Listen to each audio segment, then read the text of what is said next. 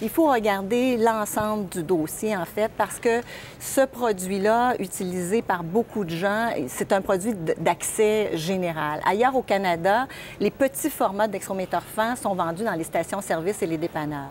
Alors nous, c'est seulement vendu en pharmacie, mais il faut assurer un bon contrôle et une bonne information. Ce qu'il faut aussi dire, c'est que dans le cas du patient qui a l'interaction médicamenteuse, quand le DSQ, le dossier Santé Québec, va être en vigueur, bien, tous les pharmaciens vont avoir accès rapidement à l'information des médicaments pris par le patient dans une autre pharmacie. Et ça aurait pu aider à protéger le patient aussi. Et les coronaires vont plus loin en disant qu'il faut tout de suite confier ça aux pharmaciens avant de penser à modifier la législation, par exemple. Est-ce qu'on doit comprendre qu'il y a urgence d'agir? Oui. Nous, on a l'intention très immédiatement de faire un rappel à nos membres sur cette interaction qui est connue, mais comme je dis, qui est quand même relativement rare.